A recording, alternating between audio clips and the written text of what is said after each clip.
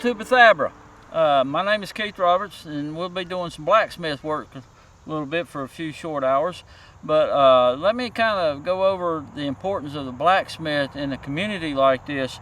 They didn't have any Walmarts, no Kmarts, no hardware stores.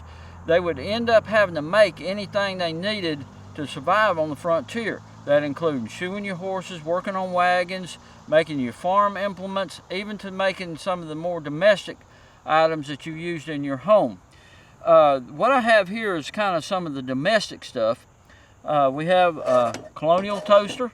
This is known as a swivel toaster, or as our guides call it, a toe toaster. It would sit on the hearth and you would toast your bread in it. You put your bread here and just spin it around and toast the other side.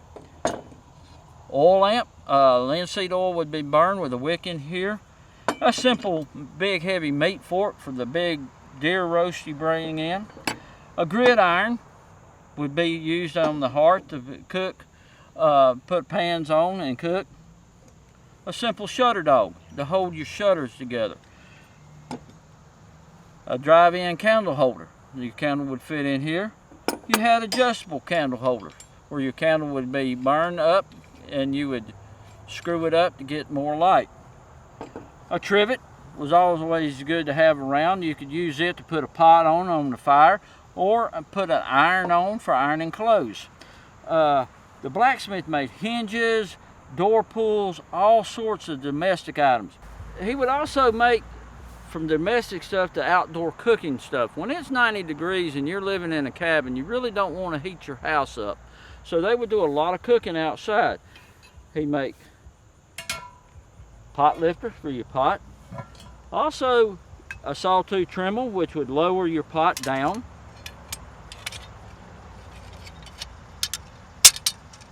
Where it would be able to be in the fire. Come on. And you could get that pot closer to the fire.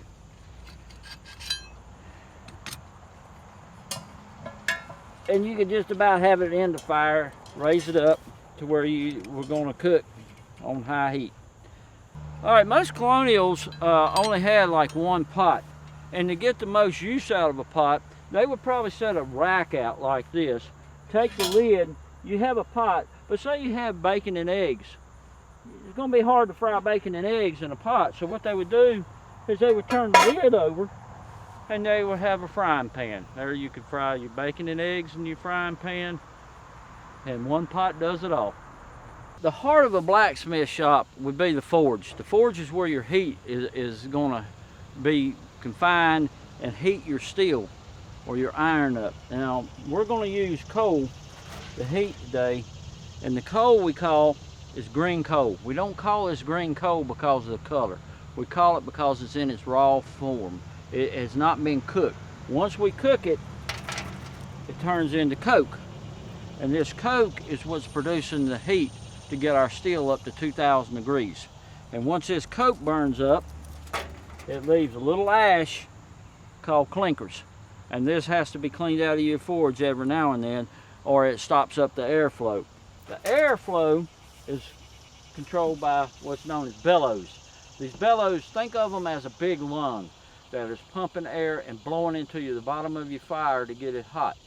We're used to seeing fires burn on the top and a little bit of air, and it gets, you know, like a campfire, it gets warm from it. You can get warm from it, but this blows from the bottom and it's pushing the air into the fire to make it blow a constant heat.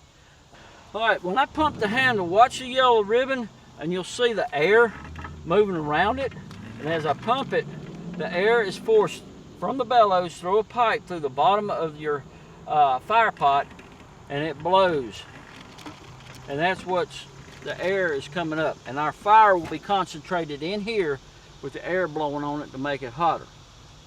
Moving from the forge, let's look at some tools that I'm going to use. Today we're going to make just a nail, and it's very simple. But the tools you need are tongs, and there are all sorts of tongs. I've got two sets here.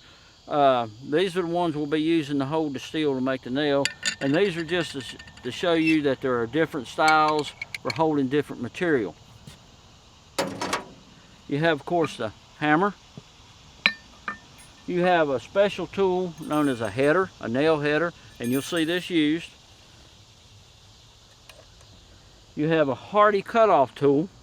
You'll see this used. It fits in the hardy hole, and that gives you a cutter.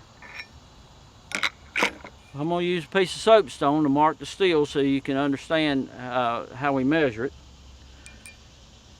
And then you have the anvil is our heart of our workstation. We'll be working off the anvil. This is the horn, the heel, and this is the main section. We've got one other tool, is the vise, and it's used to hold the metal where we can do work off of it. With a file, you can file your work. It holds it for you and lets you free up your hands. All right, let's start the forge. All right, since we are doing things the colonial way at Bethabara, we're going to use flint and steel to start a fire with. Now, this is also a flint steel striker that the blacksmith would have made. So we're going to try to get this to... And what I'm looking for is to get a little burning edge. We'll put it in our little basket of material.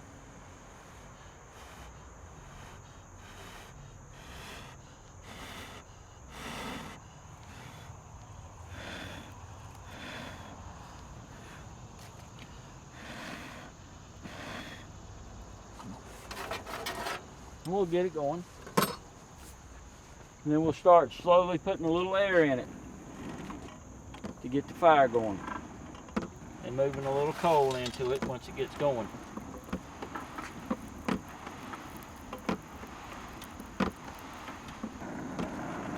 And what I'm looking for when I'm doing this, I'm actually looking, if you see white smoke, that's some of the kindling and all burning, I'm looking for that smoke to turn to a yellow.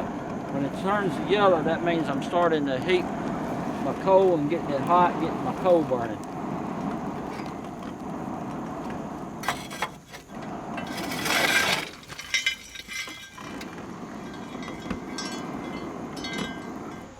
All right, we've coking our fire up. The coal has burned down and into coke.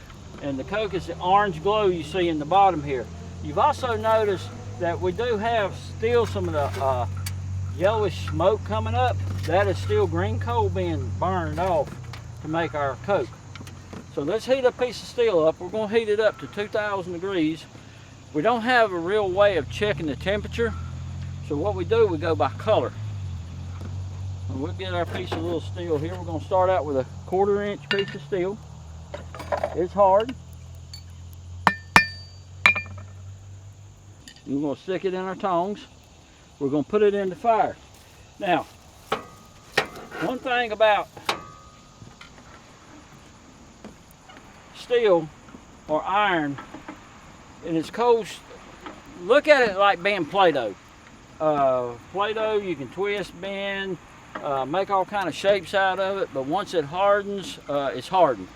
That's kind of the way steel is. Once we get this steel up to 2,000 degrees, it will be able to be hammered, be able to be twisted, whatever we need to do with it. Then when it cools, it retains that shape.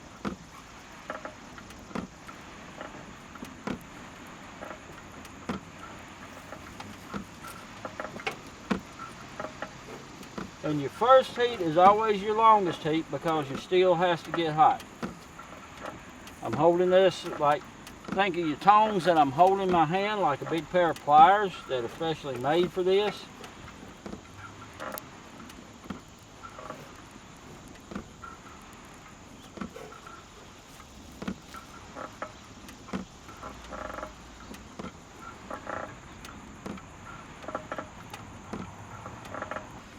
So the time it takes to do this, it kind of gives you an idea of the time it took back in the colonial days to make things. It was not a fast process by any means. We're used to a push button mechanized industries that they didn't have back then. This was about as mechanized as you got on the frontier. All right, we're coming up to heat. We got a pretty good orange on it right now. So let's go ahead and we'll start working it. First thing I'm going to do, bring it to a point.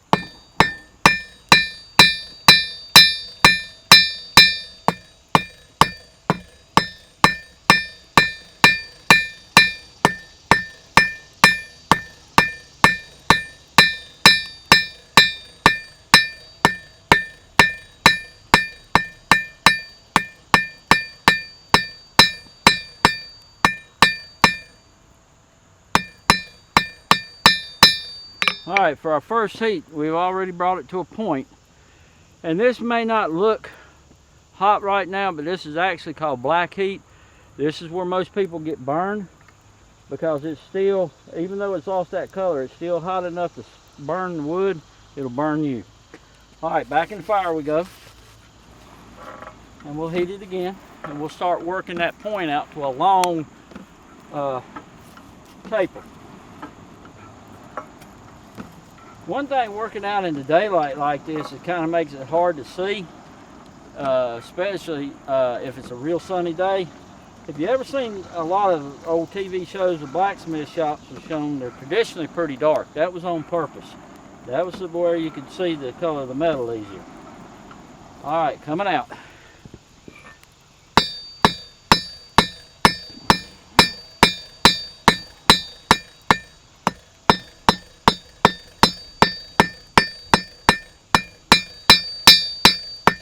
And we'll do this slow. We'll take a couple heats.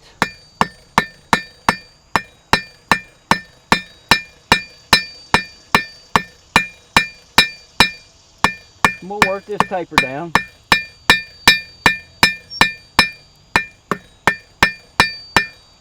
And you can start seeing the nail taking the taper form on it. All right, back in the fire. We'll heat it again.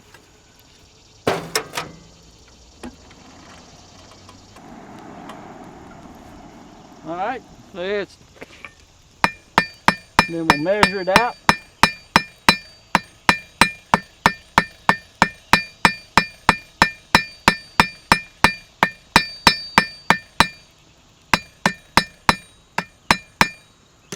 Straighten it up. Then we're going to take our nail header. We're going to kind of measure it, see how long a nail we got. We can make that just a little bit longer. We'll put it back in there.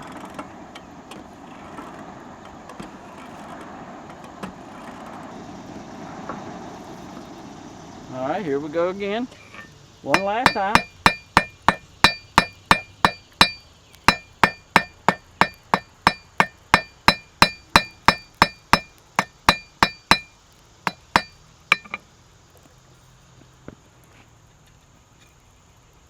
We're going to stick it in here.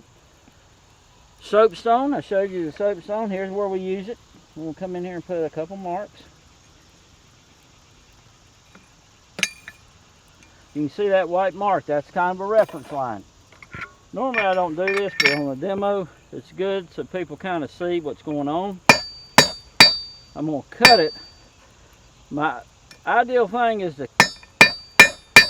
not cut it completely off, because then it's hard to hold in the fire. As long as I got it held right there, I'm pretty good shape to put it back in the fire, and I don't have to chase that little nail everywhere. And it will get lost in that fire. And we'll heat it up.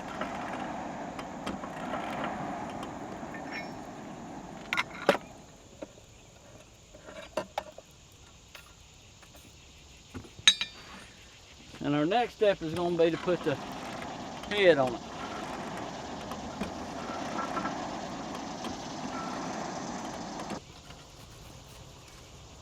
All right, let's break it off.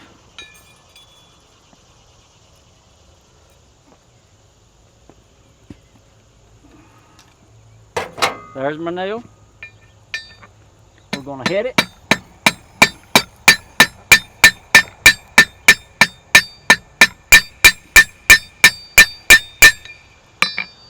All right, there's our nail. Now, we just drove extremely hot steel into here, And when steel's hot, it expands. So to get that nail out, if I try to beat that nail out right now, it's just going to bend over. So what we're going to do, we're going to reach over here. We're going to cool it.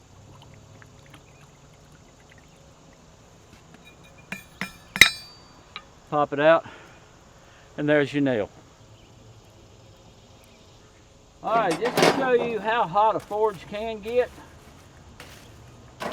we're going to try to burn a piece of steel in this forge. That is not something you want to make a habit of doing. Burning steel, imagine how much time it took me to make that one nail. And now I get busy talking or I'm not paying attention. I leave my steel in the fire and I'm not paying it a bit of attention in the world. Let's just see how long it takes it to burn. And this fire's not got hot yet. It's still what I consider a cold fire. So it may take a few minutes to do it. Normally in 45 seconds I can burn a piece of steel up in this forge. All right, we're just now starting to burn. And I'll give it a little bit more so we can see it good. I'm gonna pull it out, and for a brief second it's gonna look like a sparkler on the end. That is the carbon in the steel burning. This fire has reached about 3,000 degrees now. Just a little bit hotter so it'll stay burning longer.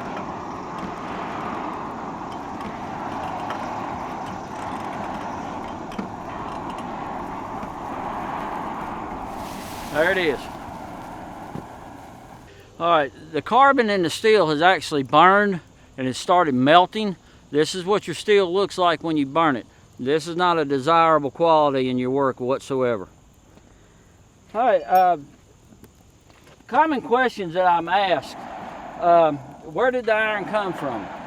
Well, in the colonial days, the colonies were taking iron ore, putting it in the bottom of ships for what they call ballast.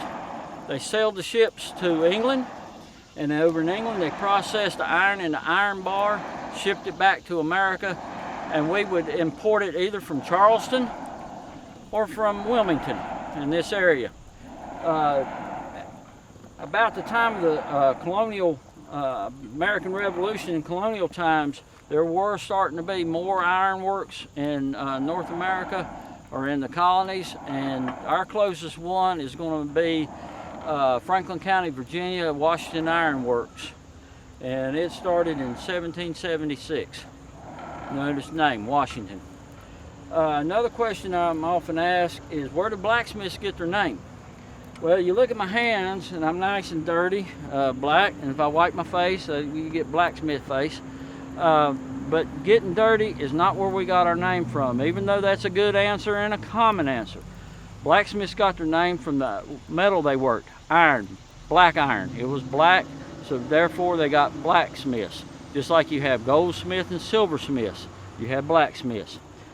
Another common question is, how did somebody learn this trade? Here at Bethabara, they had apprentices. Most colonies and most blacksmiths had apprentices. The apprentice program was set up where a young boy of about 13 years old would come into a blacksmith shop, and for room, board, and learn the trade, he worked in the blacksmith shop for free. Now, with that said, most blacksmiths trained them. They would also make sure they had one set of new clothing a year, but they would learn the trade, work under the blacksmith for about 5 or 6 years, and then if the blacksmith thought he was ready, he would be a journeyman, and from a journeyman he could go to be a master and be out on his own.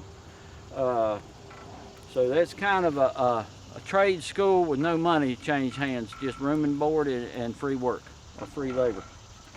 All right, we touched briefly on temperatures of metal. The metal, this got up probably above 3,000 degrees, but you learn the color of the metal for the temperature. Red being what everybody's used to hearing, red hot, all that. Red hot is the bottom scale of any heat we want to even deal with. We want to get above red. So the next level of heat would be orange. Orange is going to hit about 1,000 to 1,500 degrees. What I'm after to work, a good working heat, is 2,000 degrees, which would be yellow. Yellow is the next above orange. It is the working heat of a blacksmith. The next heat up is a white heat or a welding heat, which is real close to melting temperature. So that's how you tell. It's in the color of the metal. That's why out on a sunny day, it's very difficult to see the color of the metal. And that's why on a blacksmith shop, most of them were dark. All right, that pretty well does me, my little demonstration for the day. Thank y'all for visiting with us at Bethabara. Come out, hopefully next year we'll be under full operations, and I'll be blacksmithing every Wednesday. Please come out and join us. Thank you.